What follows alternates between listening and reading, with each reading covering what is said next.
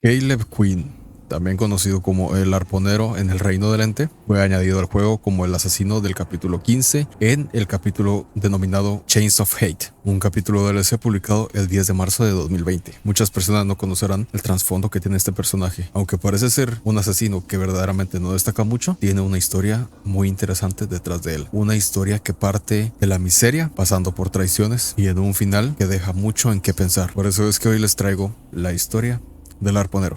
Nacido en las polvorientas tierras baldías del medio oeste americano, Caleb Quinn se crió en el seno de una humilde familia de inmigrantes irlandeses. En los límites de la frontera, la enfermedad, el hambre y la muerte eran compañeras habituales, y los pioneros se enfrentaban entre sí por cualquier migaja mientras los magnates vivían entre el lujo y las ostentaciones. El padre de Caleb, antiguo ingeniero, tenía pocas posibilidades de ejercer su oficio debido a los carteles que colgaban habitualmente en cualquier negocio. No se aceptan inmigrantes, en especial irlandeses. Sus anticuadas herramientas llevaban muchos años sin usarse cuando Caleb las descubrió. Al darse cuenta del interés que su hijo mostraba en el oficio, le regaló su vieja llave inglesa.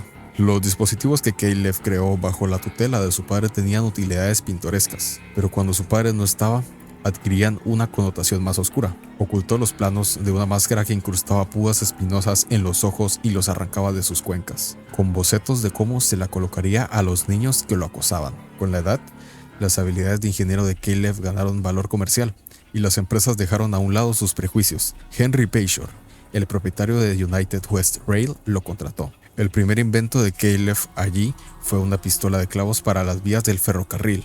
Posteriormente, diseñó un taladro tunelador a vapor. A pesar de que Bayshore fingía no darle importancia, los dispositivos empezaron a aparecer en otras compañías, lo que quiere decir que le había robado las patentes a Caleb y las había vendido. Una sensación ya conocida le recorrió las venas y alimentó el dolor agudo que albergaba su corazón. Incluso entonces, luchaba por las migajas mientras los ricos se beneficiaban de su trabajo intelectual. La ira se apoderó de él, entró en la oficina de Bayshore y le destrozó la cara hasta convertirla en una pulpa sangrienta. Mientras lo apartaban de él, Caleb empujó su pistola contra el abdomen de su jefe y apretó el gatillo. Un clavo de ferrocarril se abrió paso a través de su piel y vísceras hasta dejar clavado a Bayshore a su mesa. Lo único que salvó a Caleb de la horca fue que, increíblemente, Bayshore sobrevivió. Caleb pasó 15 años confinado en la penitenciaría de Hellshire, la primera cárcel privada del país, en una fortaleza plagada de convictos analfabetos.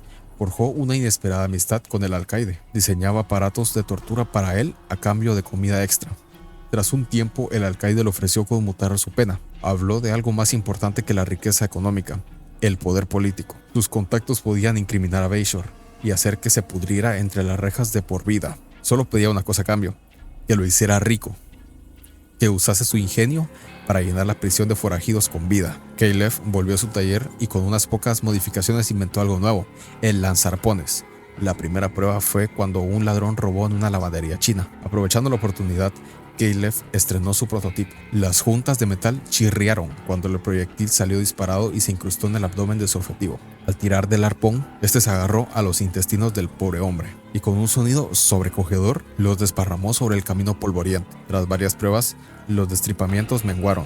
El alcaide usó sus contactos y liberó a más convictos irlandeses, quienes pasaron a conformar la cuadrilla de Caleb. Había nacido la banda de Hellshire. Recorrieron todo el país durante 6 años aprendiendo a forajidos para cumplir con su parte del trato. Tras una sangrienta batalla en Glendale, Caleb descubrió un titular en el periódico: Henry Bayshore compra la penitenciaría de Hellshire. En la fotografía, un Bayshore desfigurado le estrechaba la mano al alcaide con orgullo. El corazón de Caleb comenzó a latir con furia, bombeando sangre como si fuera a salirse de sus venas. Lo había vendido. Había sido un peón en el juego de un rico. La banda de Hellshire juró lealtad a Caleb y pidió la cabeza del alcaide.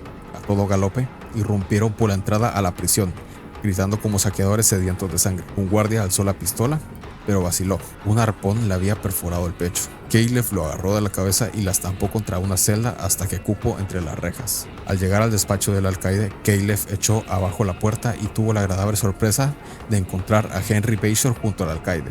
que se encogía de miedo en una esquina. Dominado por la rabia, Caleb fue directo por Bayshore. Lo golpeó, lo apaleó y le desgarró la carne. La sangre le caía copiosamente por la cara y formaba un charco carmesí a sus pies. La banda de Hellshire se abalanzó sobre el alcaide y le rompió los huesos a patadas. Los dos hombres estaban destrozados y suplicaban que acabaran con sus vidas. La banda los arrastró hasta el comedor y se los entregó a los prisioneros. Empapado de sangre y sudor, Caleb se arrastró cojeando hasta su antigua celda, sin prestar atención a los gritos de Bayshore.